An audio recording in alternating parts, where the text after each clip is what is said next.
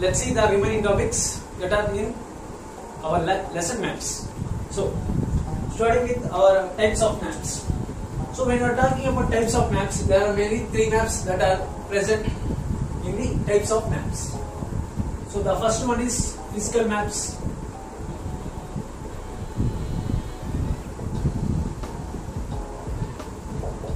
Also, these are also known as the relief maps.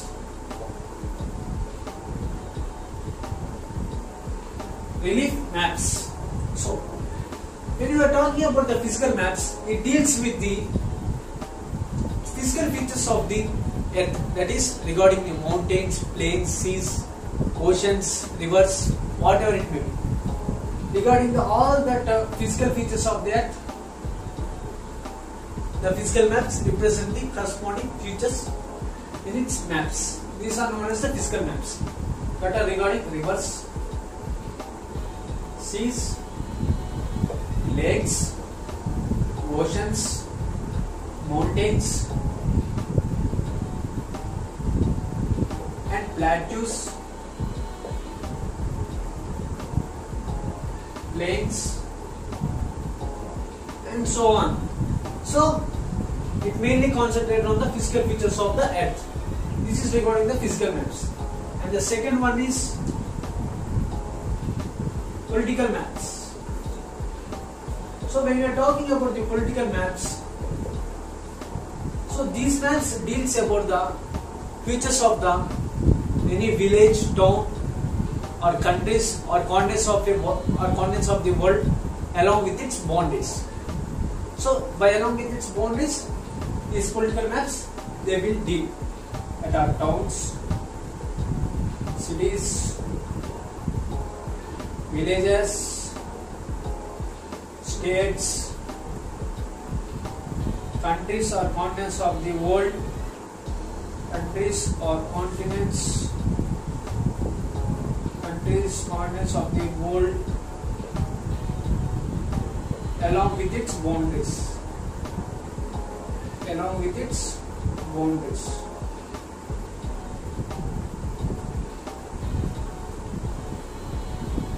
This is regarding political maps. Let's move and see regarding the last type of maps, that are thematic maps.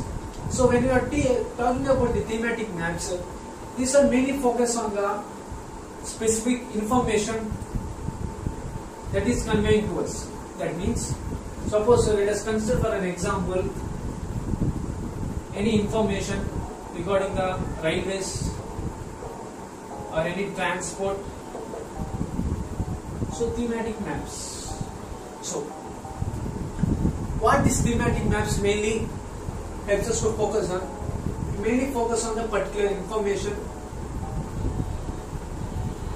Mainly gives us idea about the particular information.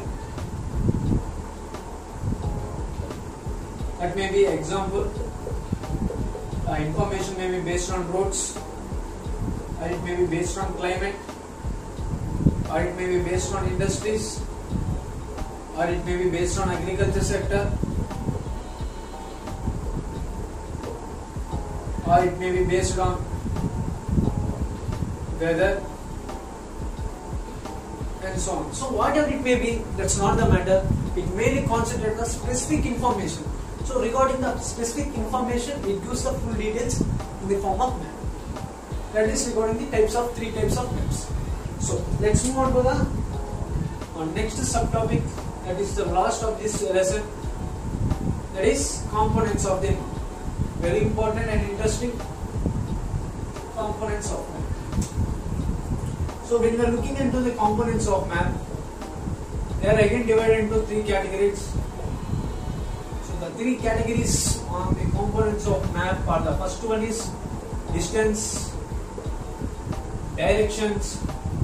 The first one is distance, and the second one is directions, and the third one is symbols.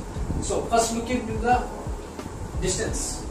So maps are the drawings which helps us to reduce from a large scale that is three-dimensional body to represent onto a single sheet of paper to two-dimensional object. So what it mainly helps us to do, sir, it it is also, we can simply say that maps are also known as a reduced scale. But while reducing this map from the high level, that means high scaled version, to a small scale representation on a single sheet of paper, we have to be very careful on the distance between the places regarding when we are representing on the paper. Why means, guys?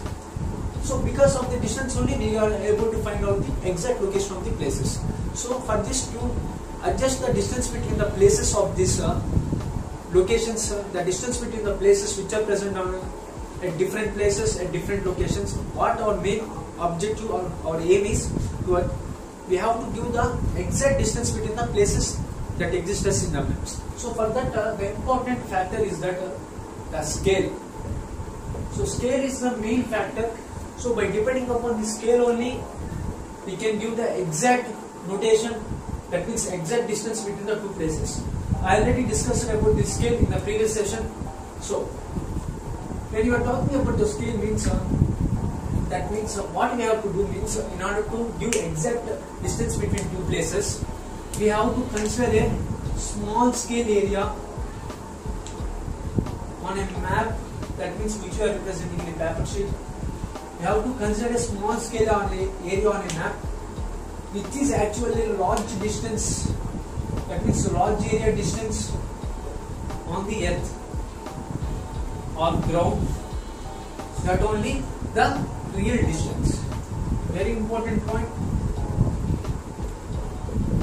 So in order to represent the exact distance which was present between the places on the location of the earth, we have to go for this scale.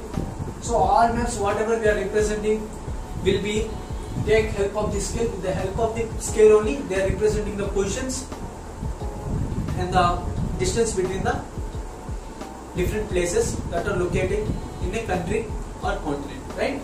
So by using the scale, how we have to adjust means, a small scale area on a map, large area distance on the earth. That means, suppose in earth there is a places A and B, so the distance between them is say 50 kilometers. So in the map, while representing in the map, what I did means, consider a round shaped body as one of the map. So while representing the places in here A and B, so I said this is the distance between them is 2 centimeters. That means when I said the distance between them is 2 centimeters, that means for every 1 centimeter it occupies a distance of 25 kilometers. I can say. That means I am considering the small scale area of a map which is really a large area distance on it. So like that we have to represent the places on the map so that we can get exactly the same distance as that on the present on the earth. So that is regarding the distance. And the second factor is direction. So direction plays another important role in the components of the map. So by using the direction only, we could know how to reach to a place, right? So direction, second one. So generally in most of the maps, we find there exists as a arrow mark at the upper right hand corner of the map, representing the symbol capital. Like this upper right hand corner of the map, in the map there exists as a arrow mark with the letter capital N. That means the N denotes the northern side. So by using the one side of the direction, by knowing that, we can easily find the other directions. That means, so by using this north, they given means alternately south, west, east, so that we can find other directions easily. So these directions are all combined together known as cardinals. Combined together known as cardinals. These are known as the cardinals of the map. So when you are talking about these cardinals, but by using these 4 cardinals only, we cannot point out or locate the exact direction or exact location or exact position of a place. So in order to locate the accurate position of a place, we have to go for the intermediate directions. That means this is northwest, southwest, northeast and southeast, right? So by using this all totally, considering these 4 coordinate points, and remaining 4 intermediate directions. These are called as intermediate directions. Intermediate directions. So by using these coordinates and intermediate directions, we can exactly locate our position of the piece.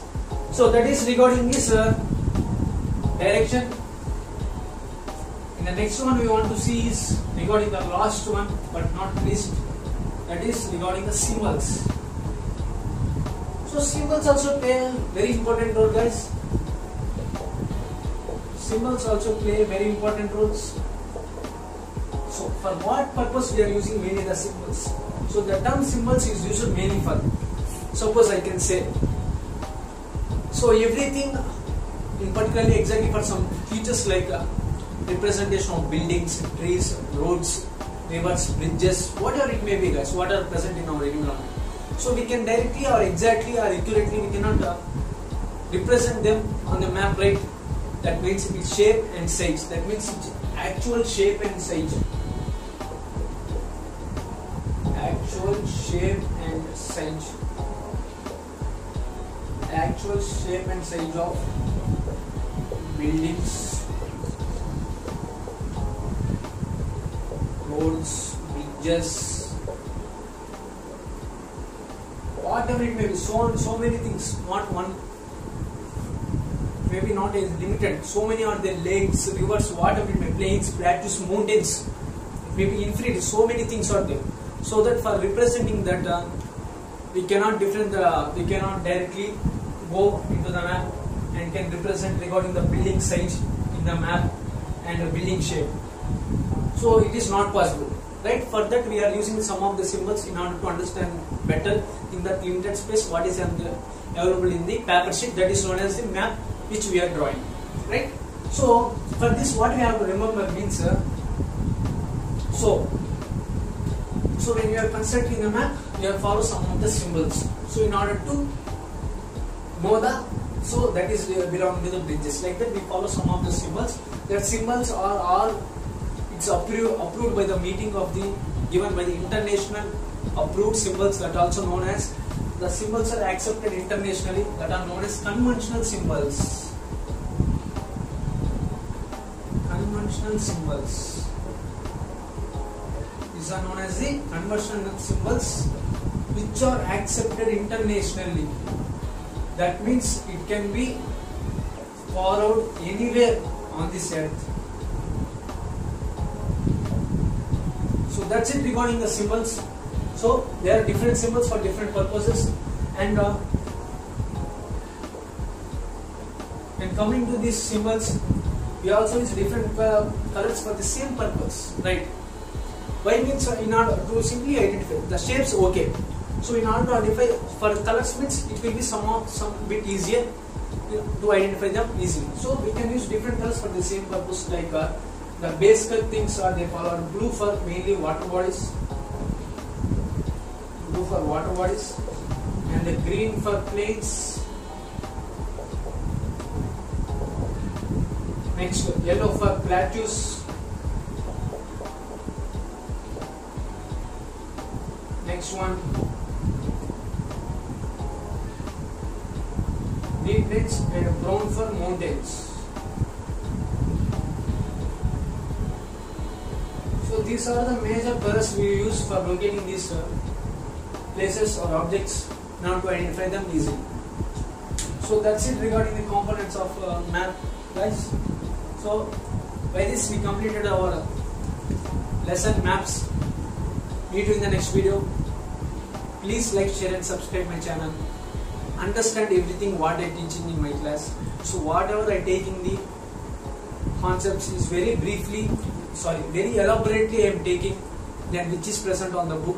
They just simply given some points, that's all. So whatever I explaining these concepts and all, guys, I explaining very elaborately. So I really thanking you again. Already I said this. Those who are watching my videos will be definitely gain some knowledge. Suppose if you are not interested in this field also, that means it's like GK, it will be very useful to you.